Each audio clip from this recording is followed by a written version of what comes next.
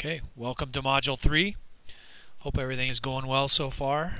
By the time you're viewing this, I should be reviewing your idea generation exercises and taking a look at your discussions from Module 2. I know from some of the initial feedback I've gotten from a couple of students, they've commented that the ideation process is hard. And that's my experience as well, especially the first time you're really sort of sitting down and being forced to really come up with ideas, and it takes a little getting used to. And as folks that are involved in innovation processes, particularly the folks up at IDEO up in Silicon Valley, they say that innovation is hard work, and I think even Peter Drucker, the great management thinker slash guru, said the same thing at some point in time, that innovation really is hard work. And so coming up with ideas, some people it flows a little bit easier, for others it's a little harder. I know my own experience, there's sometimes when I'm really fluid with coming up with ideas, and other times I got to really work at it. So you're probably experiencing all of that in Module 2, or experienced it in Module 2. So Module 3 is where we actually transition into entrepreneurship. Module 1 was all about who entrepreneurs are and kind of what they do, what their characteristics are, traits, behaviors, that kind of stuff. Great discussions in Module 1. Module 2, shifting gears, it's about the ideas. Where do ideas come from? How do you come up with ideas? How do I know if my ideas are any good? That kind of stuff.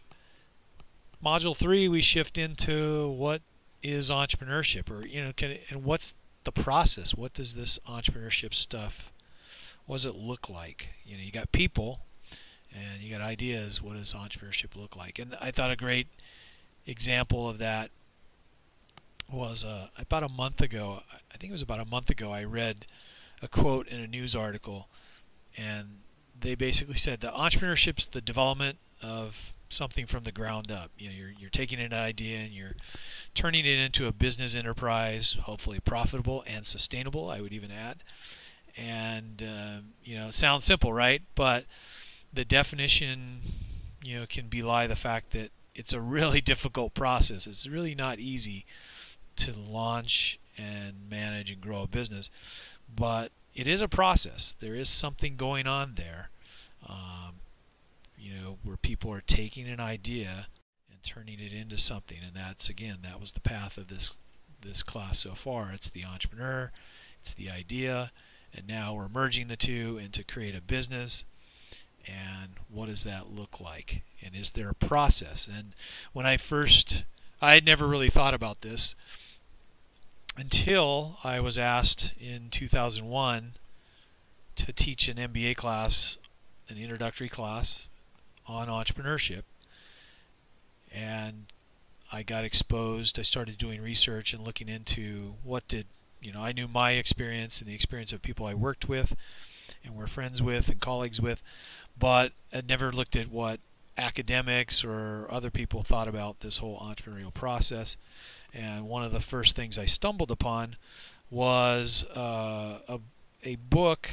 In fact, I was actually given the book by a friend who was at the time had kind of taken a similar career path to what I have done now, and stumbled into teaching entrepreneurship at a university. And he said, "Oh, there's this great book by a guy named Jeff Timmons, and here's a copy. Take a look at it. That should really help you when you're thinking about teaching the subject." So I did. And Jeff Timmons, as you were exposed to in this module, has came up with, unfortunately Jeff's no longer with us, he passed away a few years ago, but Jeff was kind of a rock star in the field of entrepreneurship education, and he's one of the first people that tried to put a process around it. We've talked about people, talked about ideas. I mentioned in the kind of the ideation module, the module 2 piece, that, or maybe I did it in one of the emails to you guys, that a big shift in entrepreneurship research was moving from what do they do to what do they think, how do they think, and how does that result in actions. But Timmons was at the very forefront in saying, well, if we're going to understand what entrepreneurs do, we got to know who these people are and what's motivating them, but what is it they exactly do, and what's this process look like? And so he, I think, did a really nice job of saying we can model it, and the model might have some utility to how we approach business ideas. But at its fundamental core, as you're going to read about, there's the founder, there's the entrepreneur, that's the leader, that's the visionary, the person with passion, the creative person, however you want to term it. You guys found lots of ways to define entrepreneurs in that very first module. You've got the founder, the entrepreneur, the driver of the process. In Timon's model, that's the person that balances everything. That's the fulcrum. That's the point of balance and leverage for the entire process. But he says, entrepreneurs don't exist without an opportunity. There's an opportunity which is based on a business idea. They have to, the best entrepreneurial ventures engage a team of people to build it, and it requires resources, and the entrepreneur is responsible for acquiring, controlling, balancing, assessing all of these elements, these three major elements: the opportunity, team, and resources. OTR is what we would call it. And he says the model, can help you get a sense of what the process is really like and what an entrepreneur has to face, because he or she has to really have a good sense of the opportunity. They have to have a good team of people to execute on it, and they have to have access to the right resources to make it happen. And there's a lot of elements. I'm not going to go into the model entirely, but I just wanted to introduce the concept that you may have an incredible opportunity, and as you sit down and look at how are you going to approach this and how are you going to execute on this, you don't have a team, or you need another piece of two of the puzzle to build the right team. Or maybe you have the team and you've got a great opportunity, but you don't have the resources. Where are you going to get the resources? And it's going to require a lot of resources. In Timon's approach, this model is constantly moving and being adjusted. So if you've got a tremendous opportunity, you either have to have secured or gotten access to the resources to execute on the opportunity, or if you can't do that, you may have to slice the opportunity or scale it down to match the resources you have access to. So it's a really interesting concept, and I hope that as you go through, you get an appreciation for the fact that it really is a process, and there's all these moving parts, and the entrepreneur, the leverage point, you could look at this and say they're the juggler, they're the person that has to juggle all these things, but I think Timmons did a really nice job of setting the stage and getting us to think about that there's actual process involved in entrepreneurship. For me, I kind of want to switch gears though a little bit and move to what I would call startup models. It's how do we know if our idea is a fit? Is there a product / market fit? And how do we go about creating a business?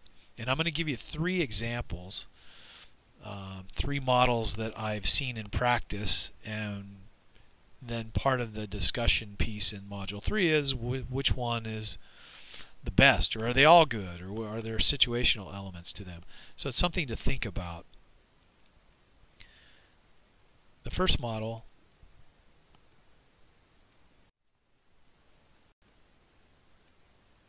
here, it's the most typical, maybe most traditional. I'm not sure best way to describe it, but it's the one that I see the most often. Well, maybe not the most often, but it is very typical and very traditional in the sense that we've always thought of entrepreneurs come up with an idea.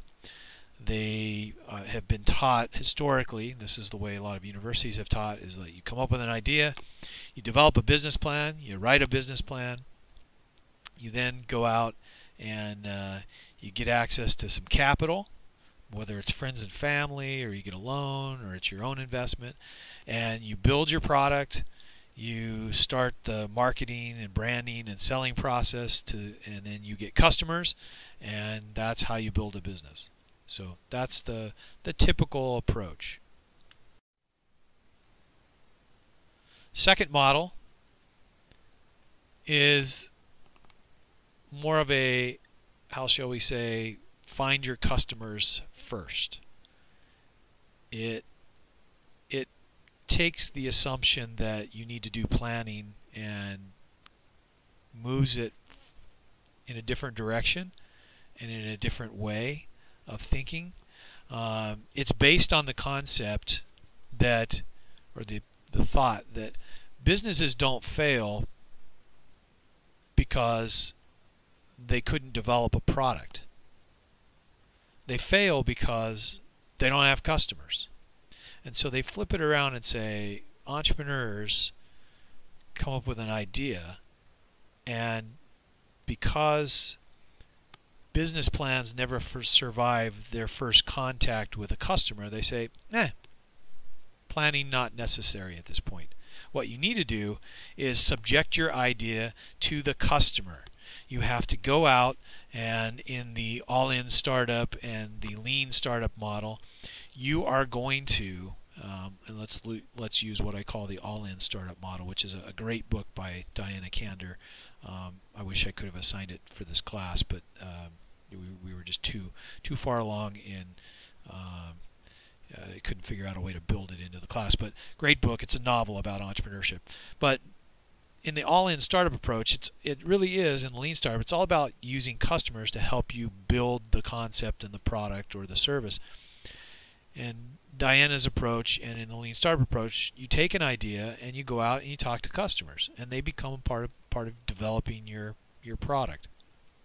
Diana and others and myself say you really should go out and talk to 100 customers and cycle through and continually modify your concept. It's going to, if you develop a minimum viable product, which is something that's basic that can be taken out to a customer, they're going to help you either build it, tweak it, or pivot and go in a different direction because that's not working and that's not what they want. But the whole concept flips it and says you don't have a business unless you have customers. And so if you're going to develop a product or service, you better start by working with your customers first. Working with them and through that process, eventually you'll develop a product that they want, and in a way that they can gain access to it. And from there, it's about building the business by branding and marketing and branching it out.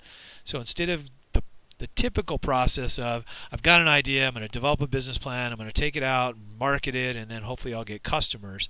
It's, no, you've got an idea, start engaging customers now, as many as you can, hundreds if you can. Help them, or have them help you build the concept, build the product that's something they need or want. It's based on a pain point or a really strong need. And then you go out and brand and market the product and scale it up. So approach 2 says, no, planning, that can come later. You've really got to make sure that you're spot on and you're providing a value for the customers, and the only way you know is if you ask them, if you involve them.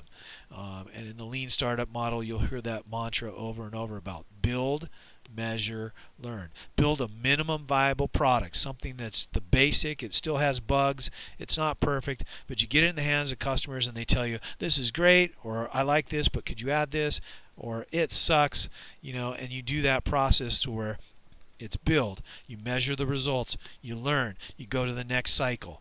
And in some cases, as you'll find out in that lean startup process, you may continue to build, you may tweak, you may pivot. You're going in the totally wrong direction, and the customers tell you that. But it's a really, really valuable, interesting process, very different from the traditional approach. Approach 3, the third startup model, is what I call the SHIT model. Excuse my language. It's SCHIIT. SHIT is an actual company. If you want to look them up on the website or on the internet, feel free. They've got a really interesting website. I'm aware of them because of my interest in entrepreneurship and also my interest in audio products. Not surprising, since I was involved in manufacturing audio systems commercially for aviation. But this is a consumer audio company, and a real interesting approach, similar to the other two but not quite. Their approach was, the bottom line for them was, the two co-founders basically said, We think we could build a real interesting line of audio, consumer audio products, and they had experience in the industry. They thought they saw an opportunity, a gap. They felt that they could compete in a certain segment. So they had this idea, and so they said, you know what? And they were consumers of audio, so they were not just people that wanted to take advantage of an opportunity. They were potential customers. They said, we think we've got a really great product, and we've got $10,000, and we're going to design the product, and we're going to build it, and then we're gonna get out there, and we're gonna get it in the hands of reviewers. We're gonna do social media, and hopefully people are gonna buy this product, and we're gonna sell it direct, which is a very unique concept in the consumer audio business because most of it's through dealers and retailers. So we're gonna use a different model. And so they started by saying, hey, we've got X amount of money. We're gonna build the product. We're gonna go out there and try and get it in the hands of customers. And then eventually we'll refine the products as we get better. But we're top-notch engineers. We can build a great product. And their philosophy was, we're going to take this $10,000. That's what we're willing to lose. And the worst-case scenario is, if it doesn't fly, we're going to have Christmas presents for a long time to give out to our friends and family, and in the form of unsold products. So the ship module was, you know what, we're going to build it, we're going to go out there, and we're going to try and make it happen. And if it doesn't fly, we've minimized our risk because we put all that we're willing to risk at stake right up front. We've kind of put our chips on the table right up front. And if it fails, we're just going to take those products and we're going to give them away for presents. And we can afford to lose this money, so if it flies, if it goes, it's going to be great, and it's going to be a minimal investment. But if it nosedives, hey, we lost $10,000, but at least we have Christmas presents to give to people for years to come, and we had a fun experience. So a little bit different model. I think there are obviously pros and cons to each of these models. The more traditional model in terms of business planning, first, means that you're going to take some time, and you're going to be doing it without talking to the customer. The second model, really strong, and from the perspective of you're going to get it right from the customer's mouth as to what works. But sometimes, not always, sometimes the customers don't really know what they want or what they need. And a lot of my students will point to Apple when we talk about the customer-centric startup model. They'll say, well, Steve Jobs says that the customer doesn't know what they want, and in some cases he's absolutely right. Probably more the exception than the rule, but there are times when that is absolutely spot on. And then last but not least, the ship model. It's an interesting approach because you're defining up front what you're willing to lose. Helpful for them though, because they had the expertise, the experience, the industry knowledge. They kind of already had a good grasp of what they thought would sell based on their own extensive experience in the industry, as well as kind of consumers of a variety of audio products. So they kind of minimized the risk a little bit. All three models viable. I think the key for you is to figure out which of these three resonates best with you. I think those in the field, I'll just be well, I won't tell you, but I think those in the field, and it's probably pretty obvious based on some of the readings of us assigned for Module 2, the thinking in the field of entrepreneurship and the thinking among people that are involved in entrepreneurship, whether it's educators or people that are running accelerator programs or incubator programs, there's been kind of a paradigm shift, and everybody has really moved towards the customer-centric model. The startup model has to be customer-centric. It has to be lean.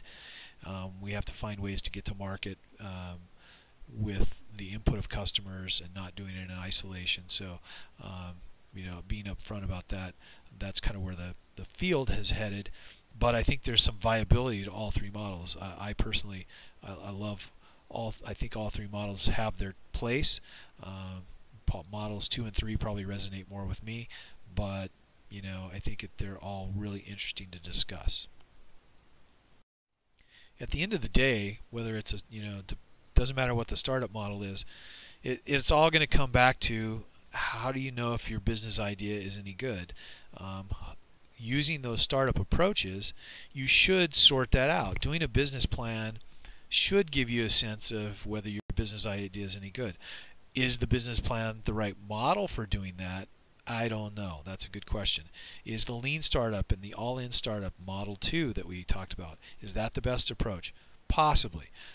Is model 3, how do you know if your idea is any good? Well, with the ship model, they're going to find out pretty quickly. They're going to know within the first couple months if those products aren't selling, and that it's just they're not getting any traction, and they've done some, they've made some adjustments. They're going to know pretty quickly whether it's any good or not. So interesting approaches, but it all goes back to how do you know if your idea is any good? Reinforcing what we exposed you to in module 2 is like, hey, is there a customer who needs what you're going to provide? Are they going to pay for it? Is there a reachable and attractive market? Does it have a business model that can support the company? And is the timing right from both a personal and a market perspective? Is the window of opportunity opening or closing? And then last but not least, do you have the expertise and are you mentally ready to have a go at this? No matter what startup model you use, this is going to get sorted out. You're going to know typically right away. You have to decide which startup model gives you the best insight into whether your business idea is any good before you commit a significant amount of resources. For the ship model, they said, we think our idea is good, and we're going to commit a small amount of resources. We're going to make a small bet, and we're going to see. And it's enough that we're willing to lose it. In model 2, the lean startup, you're making a series of small bets, not committing a lot of resources until you know if your idea is any good. One of the biggest challenges of Model 1, the business plan route, is that you commit the resources and then you find out really whether your idea is any good. So there are, like I said, advantages and disadvantages to each, but they're all anchored in how do we find out if our idea is any good through the startup process.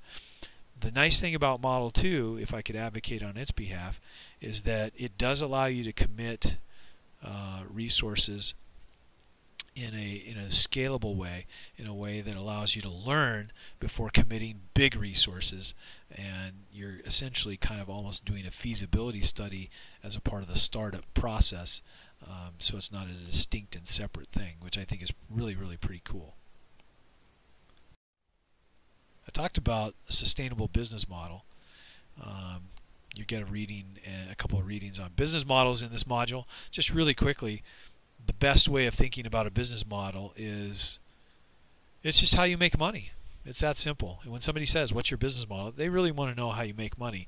And it's a little more complicated than that, because really, relative to making money, there's the making money part, and then there's what it costs you to make money, which are your cost drivers.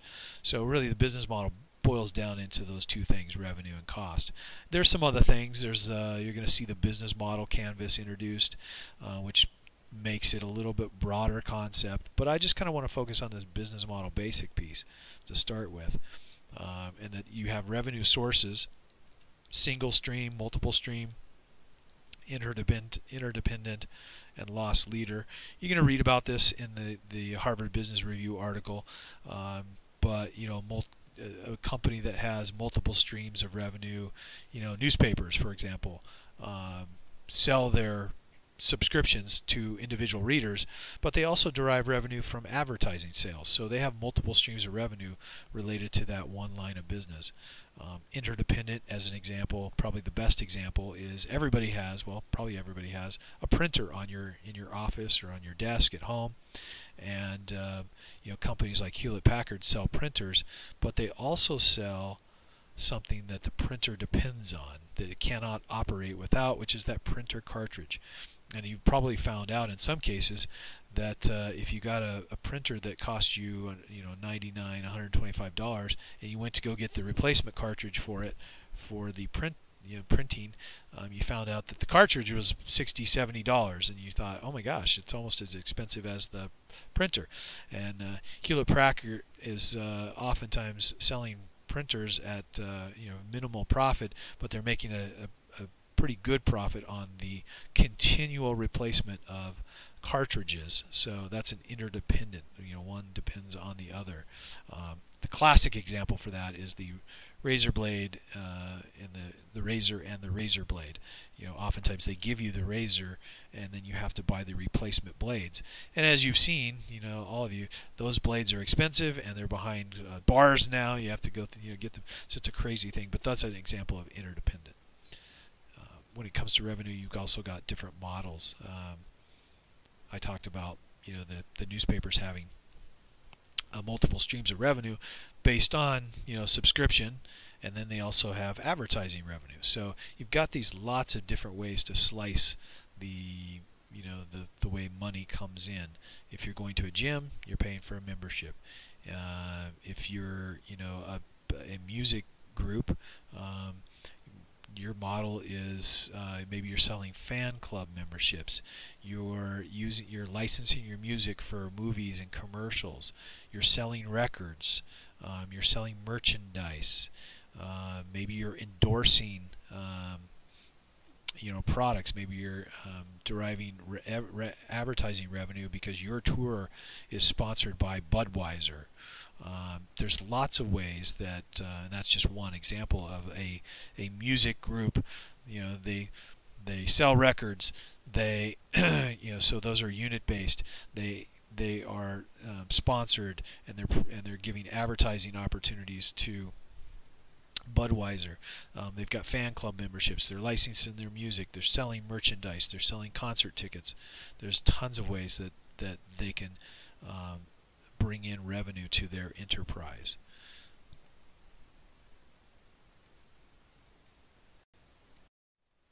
So that's probably enough about business models. You're going to read about them, and I think they're pretty self-explanatory. But you need to understand, as a part of the startup process, going back is you really have to have an idea of what that business model is that's going to be sustainable for the business. It's a part of whether your idea is any good, whether it represents an opportunity.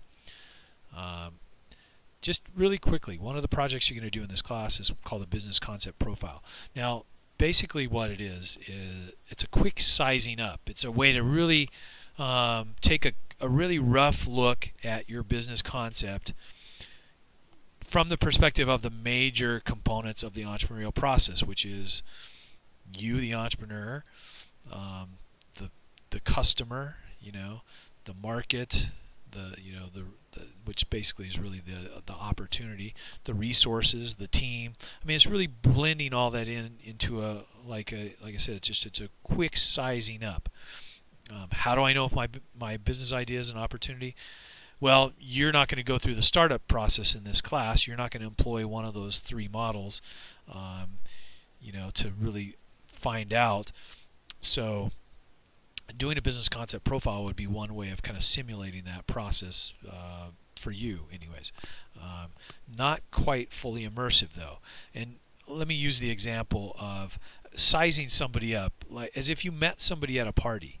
Let's assume you were single and you got invited to a friend's party and you went there, and as you meet people, you're sizing them up, maybe from the perspective of a friendship or somebody you would like to, you have mutual interests, and so maybe you could play sports together or whatever. Doesn't have to be somebody you have a romantic interest in. Just could be a friend interest.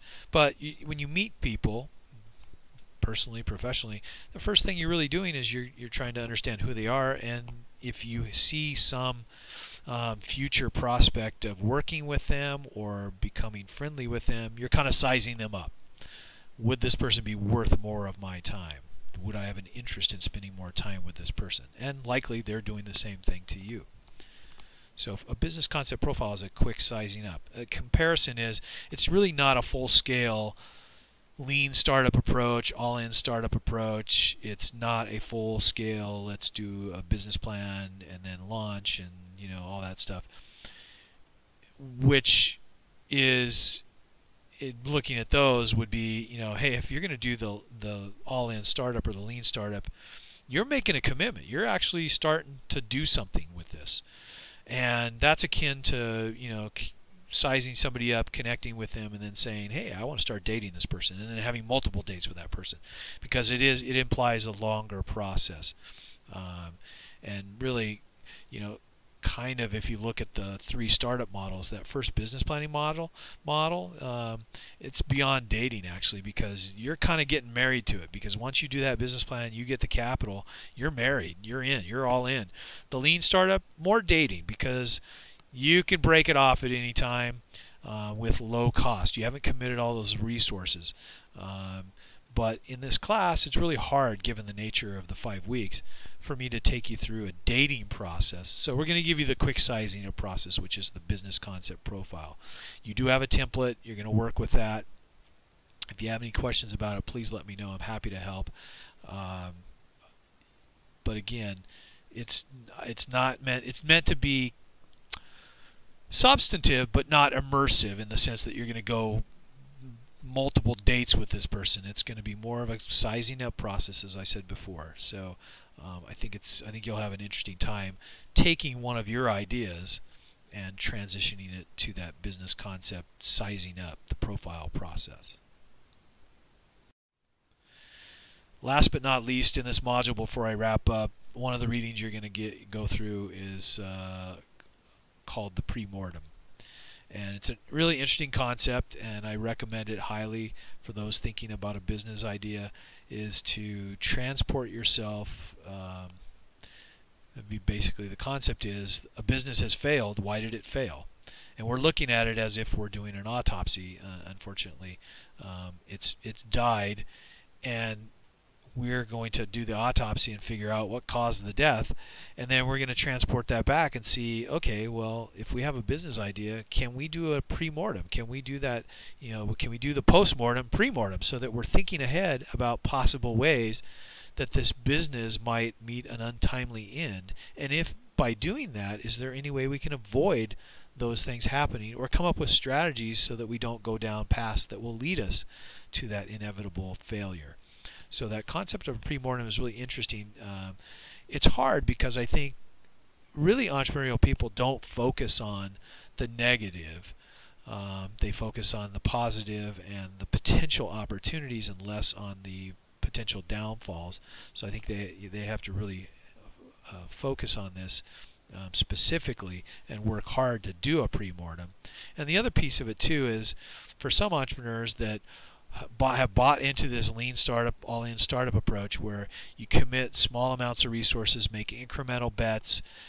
You don't commit fully until you know that you've got something, and then you can scale up quickly.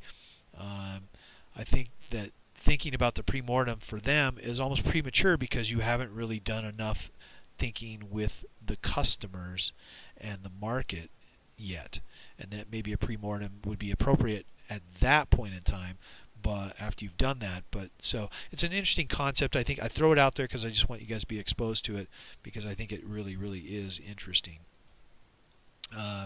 and informative for you in understanding this whole entrepreneurial process. It's a process by which something gets created. How do we create it? And what models do we use? And how do we know what our business model is? And how do we size up things quickly? And then how do we know whether to go more immersive?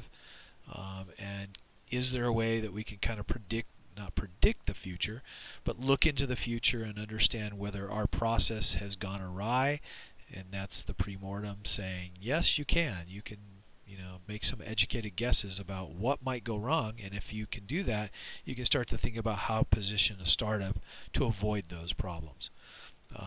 In this module, it's pretty straightforward. It's really about understanding the process and kind of being able to then see the entrepreneur and the idea in the context. It's sort of like putting them in their natural habitat, because right now, up until this point, we've just dissected them as the person, and then the idea, where does it come from, and now we're combining the two and saying they actually do something. They create a business. We knew that. We knew they created a business, but how do they create it? What processes and approaches can they use, and what are those pros and cons? For this module, that's what you're really going to be doing. You're going to be discussing the startup models. You're going to be talking about the Timmons model and whether it really represents the process, and understanding the business model. Hopefully, as a result of that, that'll help you have a better idea how you need to handle your ideas moving forward. So if you have any questions here in Module 3, please let me know. I'm looking forward to seeing the discussions. Like I said earlier, I thought the discussion in Module 1 was outstanding for the most part, and so I'm looking forward to reading your discussions here in Module 3. So good luck, have fun with the module, enjoy the videos and the readings, and I will talk to you again, or I will be speaking with you again, or maybe more appropriately at you again in Module 4. All right, talk to you later.